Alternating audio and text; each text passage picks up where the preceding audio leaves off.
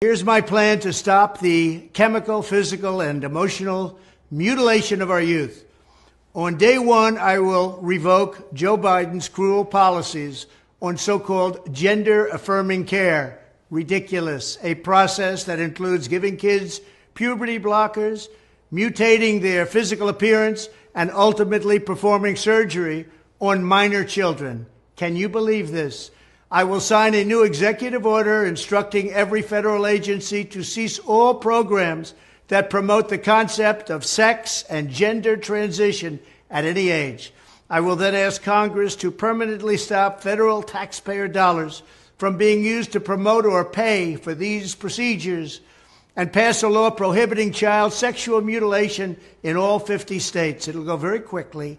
I will declare that any hospital or healthcare provider that participates in the chemical or physical mutilation of minor youth will no longer meet federal health and safety standards for Medicaid and Medicare and will be terminated from the program immediately. Furthermore, I will support the creation of a private right of action for victims to sue doctors who have unforgivably performed these procedures on minor children. The Department of Justice will investigate Big Pharma and the big hospital networks to determine whether they have deliberately covered up horrific long-term side effects of sex transitions in order to get rich at the expense of vulnerable patients, in this case, very vulnerable.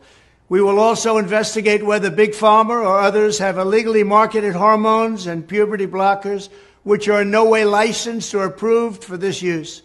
My Department of Education will inform states and school districts that if any teacher or school official suggests to a child that they could be trapped in the wrong body, they will be faced with severe consequences, including potential civil rights violations for sex discrimination and the elimination of federal funding.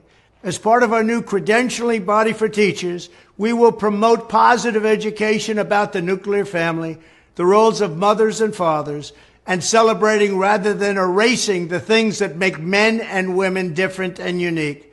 I will ask Congress to pass a bill establishing that the only genders recognized by the United States government are male and female, and they are assigned at birth. The bill will also make clear that Title IX prohibits men from participating in women's sports, and we will protect the rights of parents from being forced to allow their minor child to assume a gender which is new and an identity without the parents' consent. The identity will not be new, and it will not be without parental consent. No serious country should be telling its children that they were born with the wrong gender, a concept that was never heard of in all of human history. Nobody's ever heard of this, what's happening today.